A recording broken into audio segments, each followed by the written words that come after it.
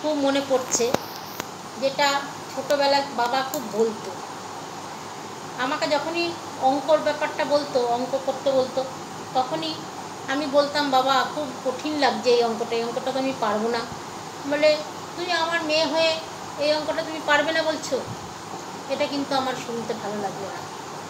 একটা কালীপ্রসন্ন ঘোষের কবিতা আছে, পারিব না। পারিব না এ কথাটি বলিও না আর, কেন পারিবে না তাহা ভাবো বারবার।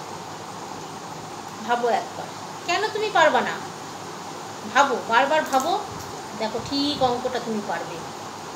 তুমি তো অবোধ নয়, তুমি তো ভালো মেয়ে, কিন্তু আমার মা, তাহলে তুমি অঙ্কটা কেন পারবে না? তারপর থেকে সত্যি কথা, এই যে বাবার এই কথাটাতে আমি আমার অঙ্কটাতে এত লোভ দিয়ে ফেলেছি। অনেকের অনেক কিছুতে লোভ থাকে, টাকা পয়সা লোভ থাকে, বাড়ি গাড়ি লোভ থাকে, সম্পত্তির লোভ থাকে।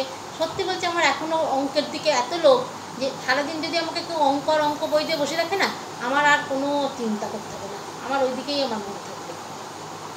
এই জিনিসটা হওয়ার জন্য, এই যে একটা আগ্রহ, এই আগ্রহটার জন্য আমার বাবা মাই আমার কাছে খুব ভালো। তারপরে দ্বিতীয় হচ্ছে আমার অঙ্কের মাস্টার, সেও একই কথাই বলতো, আমার বাবার মতনই বলতো, দেখো দেখো দেখো তুমি ভাবো ভাবো ভাবো, বারবার ভাবো, বারবার বারবার শতবার ভাবো, ঠিক অঙ্কটা তোমার মিলবে।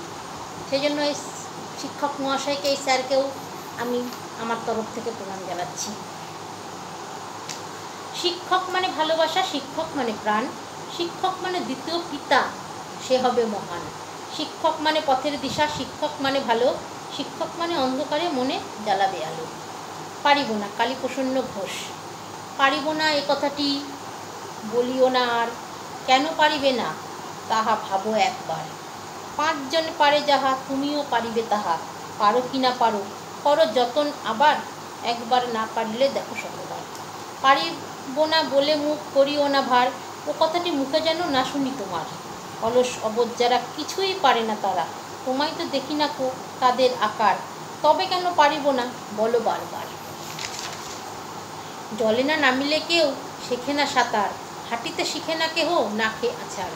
সাঁতার শিখিতে হলে আগে তবে নামো জলে, আছড়ে খাইয়া হেলা হাঁটো আর বাট, পারিব বলিয়া সুখে হও অবসাদ। সত্যি তাই, সাঁতারে যদি আমরা জলে না নামি, যদি জলে নামতে ভয় পাই, তাহলে আমরা সাঁতার শিখতে পারবো না। যদি আমরা হাঁটার সময় যদি আছড়ে নাই পড়ি, আছড় নাই খাই, রক্ত না বেরোয়, আঘাত না পাই, তাহলে আমরা হাঁটতে শিখবো না। তাই সবসময় সাঁতার শিখতে গেলে আমাদের জলে নামতে হবে, এটাও জানতে হবে। হাঁটা শিখতে গেলে আমাকে আছড়ও খেতে হবে। সুতরাং এই পারবো এই মনের জোরটা নিয়ে এগিয়ে যাও, এটাই হচ্ছে এই কবিতার আসল উদ্দেশ্য। তাই ভালো লাগলে কমেন্টে জানাবেন। ধন্যবাদ।